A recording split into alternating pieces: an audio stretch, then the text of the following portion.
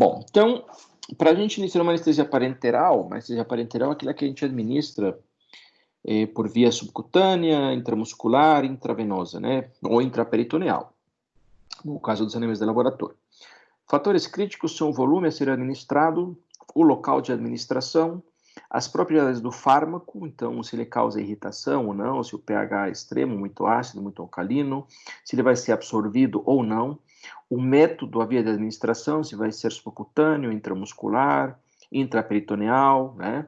E a taxa de absorção. Isso vai determinar quanto vai demorar para fazer efeito, que seria a latência, quanto vai durar esse efeito, que seria a duração, e qual a dose que você precisa administrar. Geralmente menor para a via intravenosa e um pouco maior para a via intramuscular, com uma dose intermediária para a via intraperitoneal. A diluição dos fármacos irritantes é importante, então, alguns fármacos, por exemplo, não é comum a gente fazer administração intramuscular de fármacos anestésicos em ratos, camundongos e coelhos, a gente usa nos camundongos e nos coelhos e nos ratos, principalmente a via intraperitoneal ou intravenosa. No coelho, às vezes, também se usa a via intramuscular, mas mais a via intravenosa. Mas em caso de administração intramuscular, é importante considerar que fármacos como a cetamina, por exemplo, tem um pH muito ácido, podem causar bastante dor na aplicação, e se forem volumes grandes, podem até causar lesões musculares no local da aplicação. Então, o ideal é, se o volume for muito grande, for necessária a aplicação intramuscular, diminuir o volume a ser aplicado e aplicar pequenos volumes em vários locais. Sobre a anestesia, a administração intravenosa, o ideal não é uma coisa muito comum, a gente faz isso aí em ratos, em coelhos, quem tem um pouco mais de experiência, quem faz uma anestesia tem experiente em anestesia, né, já foi residente ou tem especialização. Anestesia intravenosa, não pela aplicação de bolos repetidos, e sim pela infusão contínua. Para isso, é preciso ter uma ou várias bombas de infusão, e a vantagem é que você não fica oscilando entre momentos de extrema profundidade da anestesia, momentos de o animal está acordando, se mexendo, aí você aplica mais um bolo, ele volta a aprofundar mais, daqui a pouco ele acorda, e você vai aplicando assim os bolos. Então, isso não causa uma estabilidade muito legal da anestesia, você acaba oscilando aí com momentos de muita depressão cardiorrespiratória, momentos que o animal está mexendo, atrapalha a cirurgia, você também gasta mais anestésico dessa forma, e a recuperação depois acaba demorando mais. Então, o ideal é a infusão contínua. A gente faz um bolos para o animal dormir, e logo em seguida se conecta uma bomba de infusão que vai administrar numa taxa específica ao anestésico. A técnica intraperitoneal é a mais popular em roedores, não nos lagomorfos, nem não no coelho. Ela requer mínima habilidade, um pouco de treinamento, mas mínima habilidade. Pode ser usada, ou de fato é a mais usada, pela teórica dificuldade no acesso vascular. A área da absorção do peritônio é bastante grande, então esse fármaco, às vezes, apesar de ser um pouco mais alcalino, mais ácido, é tamponado, então não causa tanta irritação, tanta dor. A maioria dos protocolos que a gente vê por aí são desenvolvidos para essa via, mas lembre-se que quando são volumes grandes ou fármacos muito concentrados, com pHs extremos, pode haver peritonite pela irritação que essas substâncias podem causar. Então a técnica, o animal é contido, a cabeça é direcionada distalmente, então a cabeça fica mais baixa, e se aplica o anestésico no quadrante abdominal inferior esquerdo. Erros nessa técnica. O jejum, nós falamos que não se faz jejum, né? Mas quando o animal está com as vísceras cheias, né, com o intestino cheio, principalmente o seco, você tem maior probabilidade de punção do seco com agulha. Usar agulhas muito pequenas, então aquela agulha que o pessoal chama de insulina, 13 por 4,5. Essa agulha não é legal, pelo menos para o rato. Essa agulha, às vezes, você coloca e não chega no peritônio, ela fica no subcutâneo. Você vai fazer uma administração subcutânea ou intramuscular. E o efeito não vai ser o mesmo. Então, usar uma agulha maior, uma 25 ou 6, seria o ideal. Então, veja, eu sei que vocês devem estar pensando, mas o Juan falou o quadrante abdominal inferior esquerdo, né? Mas no Flegner fala que é o quadrante inferior direito. Então, quando a gente faz no direito, esse aqui é o quadrante inferior esquerdo, tá? Então, veja, quando a gente disseca o animal, vê que o quadrante inferior direito, nós temos o seco. Então, o risco de punção do seco é maior no quadrante inferior direito, por isso que eu recomendo o quadrante inferior esquerdo. apesar da maioria da literatura, né, se referir ao quadrante mais adequado, ao quadrante inferior esquerdo. A aplicação intramuscular, então, nos músculos da coxa e os músculos epaxiais, nós já vamos ver quais são esses músculos. Essa administração intramuscular causa irritação local, pode levar a claudicação, úlceras, né, necrose do tecido e até automutilação por causa do animal, então não é muito indicado, ainda muito menos em camundongos, causa estresse, causa dor nos animais. Um problema é que a administração deve ser profunda e não superficial, que a administração superficial, além de retardar a absorção, pode causar problemas aí como absedação. Devem ser usadas agulhas pequenas, é claro, aplicar em locais diferentes e com fármacos diluídos, né? Então aqui nós temos exemplos dos lugares de administração. Então aqui nos músculos da coxa, né, atrás do fêmur, no sentido paralelo ao fêmur e não perpendicular, né, para evitar o nervo ciático. Esse aqui é uma administração dos músculos epaxiais na região dorsal. Ela é um pouco mais complicada, mas ela, em teoria, causa um pouco menos de dor e desconforto para o animal. Mas, como eu disse, a administração intramuscular é bastante pouco recomendada, né? A administração intravenosa, ela requer um pouquinho mais de habilidade técnica, conhecimento da anatomia. Nós temos várias veias aí que podem ser acessadas, a veia lateral da cauda, a metatarsiana dorsal, a safena lateral, até a veia sublingual. Nos coelhos, nós utilizamos a veia marginal da orelha. Ela é facilmente visualizada após a depilação da orelha. E uma coisa que pode ajudar, às vezes, é provocar uma vasodilatação dessas veias, passando um pouco de água quente, de álcool, aquecendo um pouco a região. E outra coisa que ajuda é o uso dessa pomadinha aqui, se chama EMLA, é uma pomada de anestésico local. Você passa no animal aí, espera uns 20 minutos, meia hora, e vai dessensibilizar a pele. E quando você não vai sedar previamente esse animal, facilita a canulação. Tenha muito cuidado com a embolia gasosa, então deixar bolhas na seringa, na administração intravenosa pode ser muito perigoso, aí meio ml é capaz de matar um camundongo de 40 a 50 gramas, né? Então, essa aqui é a veia lateral da cauda, vejam que ela é bem visível, né? E eu recomendo que vocês comecem sempre o mais distalmente possível, porque se você começar muito proximal na base da cauda, você errar, você vai perder o vaso. Então, se você errar aqui, você ainda pode subir e tentar mais para cima, tá?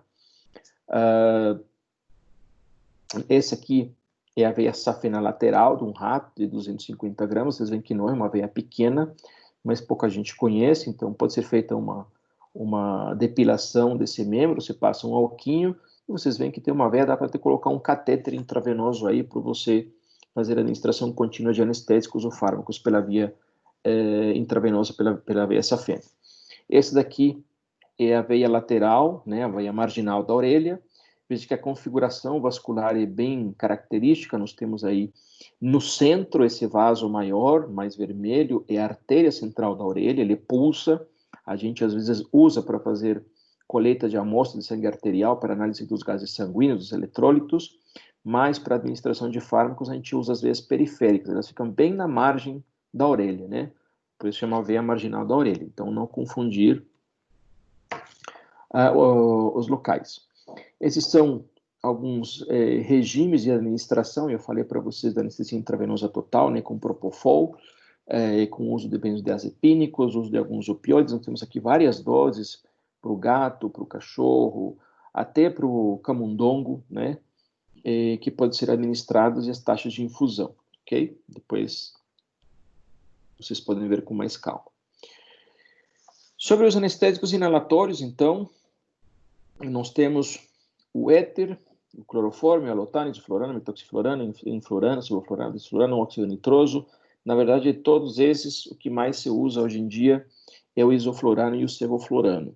O alotano não está mais disponível, ele saiu do mercado faz um tempo, ele às vezes é utilizado em alguns experimentos, mas ele não é de uso comum, pelo risco ocupacional que oferece aos pesquisadores. O éter e o clorofórmio da mesma forma. Às vezes a gente vê, infelizmente, muita gente, ou algumas pessoas, falando do uso do éter e o clorofórmio, mas eles são totalmente não recomendados, né? pelas características inflamáveis, né? Então não se usa mais nem éter nem clorofórmio. Nós ficamos com o isoflurano e o sevoflurano. Os anestésicos inalatórios permitem, então, administração em grupos de vários animais. Eles são relativamente seguros, né? Eles são facilmente eliminados, porque eles são absorvidos e eliminados pela via inalatória, pela via respiratória. Então, basicamente, eles não precisam de metabolismo, mas tem vários problemas, né? Seria ideal ter o animal entubado, porque o uso da máscara, embora possibilite o uso da anestesia inalatória, já falei dos problemas, né? Entra o gás, o oxigênio lá no estômago, causa dilatação gástrica, pode comprometer a respiração em alguns casos. Se for uma pressão muito grande, não é tão comum, mas pode acontecer.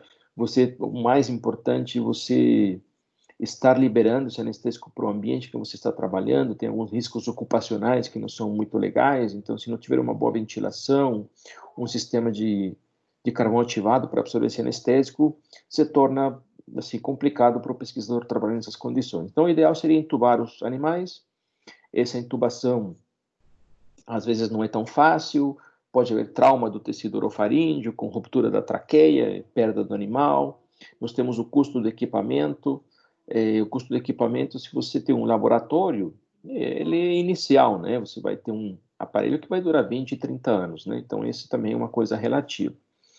Como vantagens, você tem maior controle da profundidade anestésica. Então, uma vez que você administra a ketamina e a xilazina intramuscular, é sentar e esperar fazer efeito e passar o efeito. Isso vai depender de vários fatores. A dose, o volume, como foi absorvido, o metabolismo do animal, a excreção do animal. Agora, a anestesia inalatória não. Você aprofunda o animal e supervisiona o animal simplesmente com a ventilação e aumentando, diminuindo a concentração que você está administrando. Então, quando tem uma pessoa experiente, a taxa de sobrevida é maior, né, o risco de mortalidade é menor, e você não tem esses problemas de metabolismo. E a recuperação também é mais rápida. E como eu falei, o equipamento, apesar de ser caro inicialmente, você não precisa comprar um aparelho de 15 mil dólares, né? Tem aparelhos aí que a gente consegue adaptar por 4, 5 mil reais. E é um equipamento que vai durar bastante tempo. Então, como eu disse, o éter não é usado desde 96, não é mais indicado, apesar de ser teoricamente seguro para o animal. Ele causa irritação das vias aéreas, aumenta a morbidade e a mortalidade por irritação dessas vias aéreas quando há doença respiratória, há o risco de explosão, inclusive das carcaças, quando você acabou o experimento, ou guarda a carcaça no freezer, há relatos de explosão dessas carcaças dentro do freezer, e há relação com alterações hipotalâmicas e hepáticas no ser humano. Então ele não é mais usado faz muito tempo, ele não deve ser usado. O alotano é a mesma coisa, ele foi o primeiro halogenado, mas a gente não usa mais por causa do risco para quem está operando, né, quem está operando o aparelho e os pesquisadores que estão na sala. Foi relacionado com alterações hepáticas, em muitos casos graves. Então nós ficamos com isoflurano, um anestésico que induz e permite a recuperação muito rapidamente da anestesia, praticamente não tem metabolismo hepático, veja aí que mínimo 0,07%, então seria bastante interessante em experimentos que isso possa ser um fator de interferência. Ele é um pouco irritante para as vias aéreas, então pode causar um pouco de desconforto na fase de indução, quando você induz a anestesia com a máscara facial ou na caixa de indução. Ainda nós temos poucos estudos, e uma coisa comum a todos os halogenados é a imunossupressão que eles causam, né? Geralmente isso não é um fator limitante, né? Se discute isso muito na medicina, inclusive hoje, paciente oncológico, mas não há um consenso sobre isso. Mas é um efeito que vocês devem considerar dependendo do tipo de experimento que vocês vão realizar.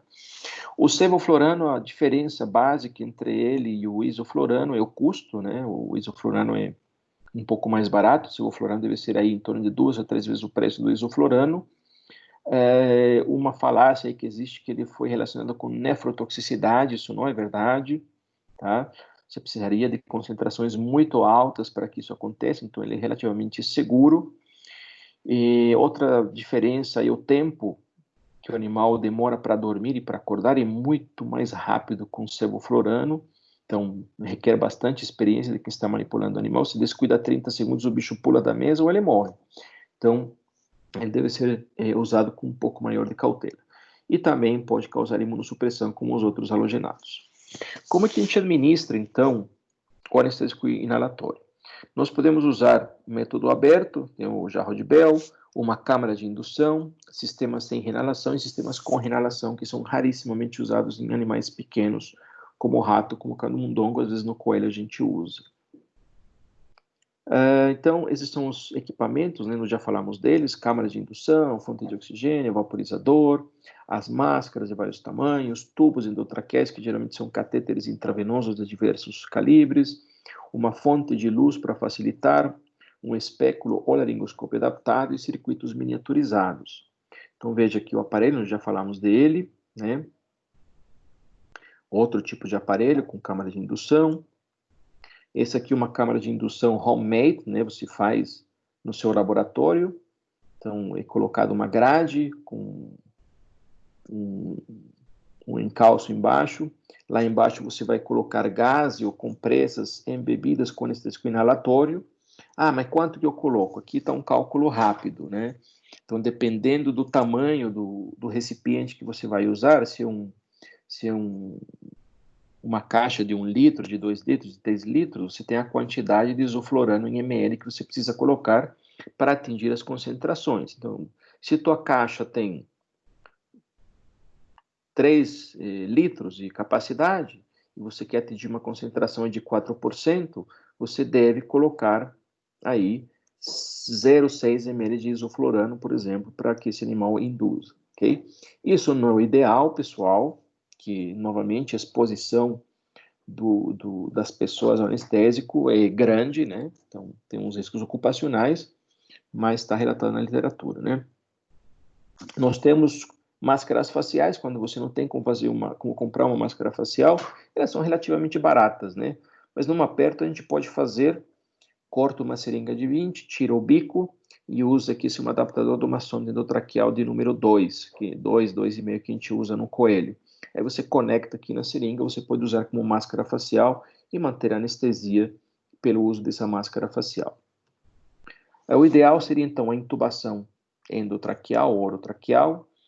As sondas geralmente são catéteres intravenosos. Eu costumo cortar essa pontinha aqui do catéter, porque essa pontinha é geralmente mais estreita do que o lumen do catéter, então, cortando essa pontinha, eu diminuo a resistência da via aérea, o animal consegue ventilar melhor. Então, nós podemos fazer a intubação de forma direta, né, com um abaixador de língua e uma lanterna, é muito mais difícil. Seria muito mais fácil você utilizar um laringoscópio adaptado, mas é o mesmo princípio. Tem outras técnicas, por exemplo, utilizando um otoscópio clínico, né, que dá para visualizar a via aérea, né, a glote. E nós temos aqui a endoscopia, né. Então,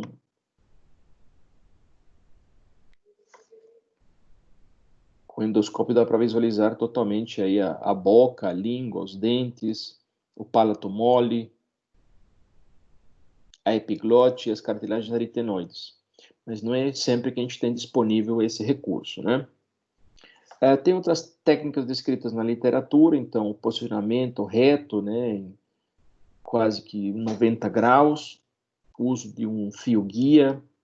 Nós temos essa outra técnica descrita aqui, isso se chama máscara laríngea, existe no ser humano, o pessoal usa no ser humano, ou em alguns animais, em algumas situações a gente usa.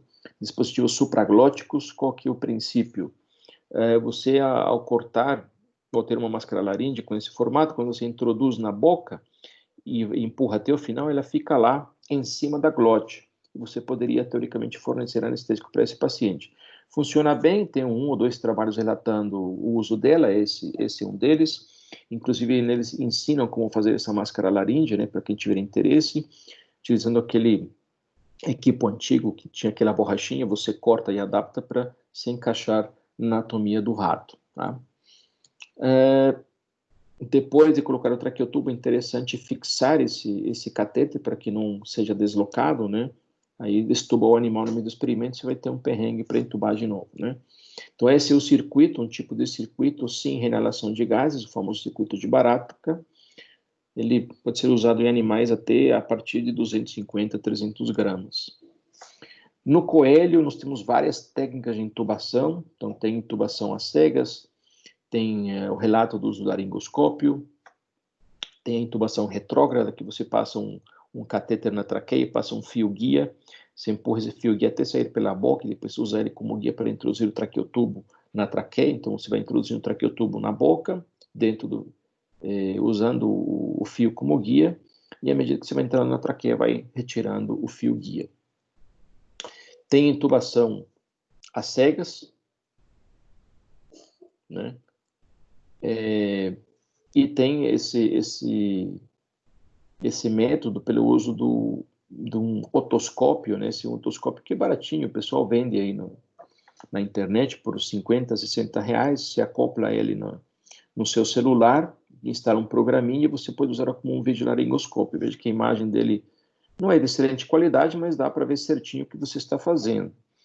Você consegue visualizar a via aérea do coelho tranquilamente e guiar a introdução do traqueotubo. Então, ou a técnica às cegas ou vídeo assistido, né, pelo uso do otoscópio.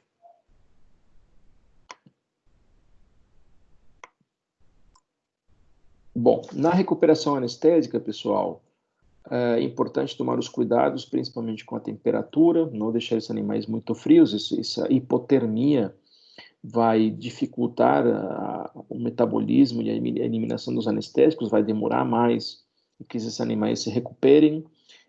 A hipotermia também causa alterações da coagulação, então impede a coagulação, dificulta a coagulação, então o sangramento pode ser mais intenso.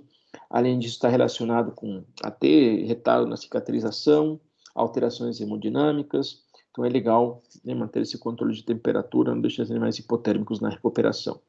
Aqui nós falamos de analgesia já, a importância da analgesia. Então, com a analgesia pós-operatória, nós temos aqui vários fármacos que podem ser usados, desde os anti-inflamatórios não esteroidais, como estão aqui as doses desses fármacos, né, para várias espécies, passando pelos opioides, diversos opioides que vocês podem utilizar também. Ah, mas meu experimento é com o anti-inflamatório vai interferir na cicatrização. Sim, isso é um fato, mas você tem a opção dos opioides, tá? Mas o opioide eu vi que a morfina causa imunossupressão. Sim, ela pode causar imunossupressão, mas você tem outros opioides que você pode utilizar que não são relacionados com essa imunossupressão, né? Por exemplo, o tramadol. Por outro lado, as alterações metabólicas, né, fisiológicas que a dor vai causar nos animais são muito mais intensas e muito mais deletérias, as causadas pela dor e pelo estresse, do que aquelas causadas ou possivelmente causadas pela morfina, né? Então, sempre pensar na analgesia pós-operatória. Se não é possível utilizar o anti-inflamatório, então pelo menos o opioide. Vejam aqui que nós temos outras opções, né? São trabalhos, eu vou colocar no material, que vocês vão ter acesso a outros protocolos que podem ser utilizados, com não só se ater a ketamina com xilazina, tem outros protocolos, como Propofol, a medetomidina, um agonista alfa-2 adrenérgico, que pode ser substituída pela dexmedetomidina que nós temos no Brasil, ou pela mesma xilazina. A medetomidina nós não temos no Brasil. Aqui tem comparação de vários protocolos, né, utilizando o midazolam, butorfanol e comparando com a xilazina, para vocês verem que a xilazina não é a única escolha, né. Eu queria também lembrar a vocês que depende da raça, depende da linhagem dos animais, os efeitos dos anestésicos podem ser diferentes. Então veja aqui como uma linhagem de animais, o protocolo injetável alterou a pio nos camundongos, né, e alterou a mortalidade nessa linhagem, e a inalatória foi, então, mais segura, mas induziu o aumento da pressão intraocular. Então veja que às vezes você está encontrando resultados diferentes, você está usando linhagens diferentes de animais, né, como isso pode afetar os resultados. Outra situação, como eu falei, uma pesquisadora uma vez me perguntou, mas eu tive fiz uma anestesia nos animais com tiopental, e nos outros com cetamina, e parece que os da cetamina vivia todo mundo, no tiopental morria todo mundo, tal. Assim, além do tiopental ser muito mais depressor que a ketamina tem uns efeitos anti-inflamatórios, né? Então, ela acaba diminuindo a secreção de tumor de necrose alfa, né? O fator da necrose tumoral alfa, ele interfere, isso pode afetar o resultado do experimento. Então, se ater para esses detalhes, né? Bom, e aí vai. Tem os efeitos imunossupressores dos opioides também. Vou deixar o material para vocês.